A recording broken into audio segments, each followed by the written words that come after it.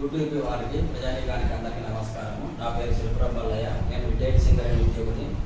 Present real estate చేస్తున్నాను చిన్నగా.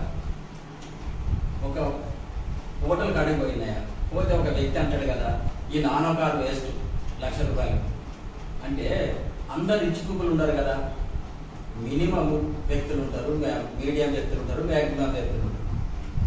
Rich people కాకుండా మామూలు వ్యక్తులకు చెప్పేసి కూర్చోండి ఏమనగా, ఒకటి నానో కార్ ఒక వస్తువు తయారు చేయాలన్నా, ఒక సబ్బు తయారు చేయాలన్నా, ఒక సెల్ తయారు చేయాలన్నా, ఒక బండి తయారు చేయాలన్నా, ఒక నానో కార్ తయారు చేయాలంటే ఒక వ్యక్తితో కాదు కదా.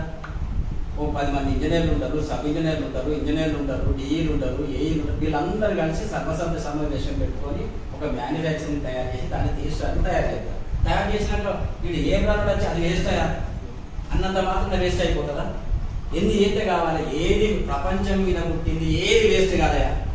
బంతి పువ్వు వేస్ట్ కాదు, పెన్ను వేస్ట్ కాదు, పెన్సిల్ వేస్ట్ అనే ముచ్చట లేదు. ప్రతిదీ పని చేస్తాయి. చెత్తతోనే కరెంట్ తీస్తాను కాదయా, ఇది వేస్ట్ అని ఎట్లా అన్నావు చెప్పు. నేను అక్కడ ఆ వ్యక్తిని పిలిచి, నువ్వు కారు కొంటే ఎంత అవుతుందయా? 10 లక్షలు అవుతుంది.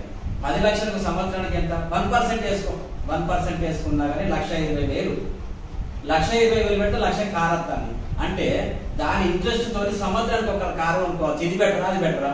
మళ్ళీ 4 సంవత్సరాలు 4 కార్లు అనుకున్నాను. నలుగురు 4 దిక్కులో పోవచ్చు. అక్క కారు 4 కెళ్ళి పోతుందనే సారీ సార్ తప్పైందని, పొరపాటు అయిందని పేరు. అంటే ఎప్పుడు తొందరపడి మాట్లాడకూడదు. ఆవేశం ఉన్నవాడు అందమైపోతాడు, ఆలోచించిన వాడు ఎదుగుతాడు.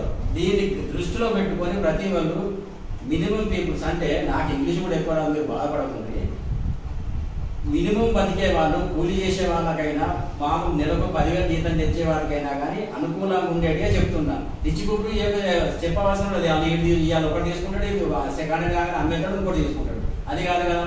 మన బతికి ఏంటంటే అందరి తీరుగా మనం పోవాలా, బండి వేసుకొని పోవాలన్నా, కార్ వేసుకొని పోవాలన్నా కానీ మినిమం కావాలి. సెకండ్ హ్యాండ్ కొనుక్కోవడమా, తక్కువ రేటు కొనుక్కోవడం మనం చూసేదే. కానీ మన పిల్లలు కూడా ఉంటారు, నాన్న మనకొక కారు అని అంటే అది తీసుకోలేం కదా. మనం ఏది వేస్ట్ అనకూడదు. మనకి ఎంత స్థాయి ఉందో, నీ దగ్గర ఓ ₹1,00,000 అనుకో, 50,000 పెట్టి బండి తీసుకో. 1,50,000 పెట్టి అప్పు తెచ్చి తీసుకోకు. 50,000 పెట్టి సెకండ్ హ్యాండ్ బండి తీసుకో. ఇదాక ఎదిగిన తర్వాత ఇది ఎక్స్చేంజ్ ఇచ్చి ఇంకోటి తీసుకో. నువ్వు తీసుకోవడానికి టైం అవసరం లేదు. ఒక ఫోన్ కొడితే వాటే తీసుకొచ్చి ఇక్కడ పెడతారు. కాబట్టి తొందరపడి మీరు అప్పులు తెచ్చి లాస్ కాకూడదు. దయచేసి ఆలోచించి పని చేసుకోండి. ఆలోచించినోడు చెడిపోడు, ఆలోచించక పని చేసినోడు బాగుపడాడు. ధన్యవాదాలు.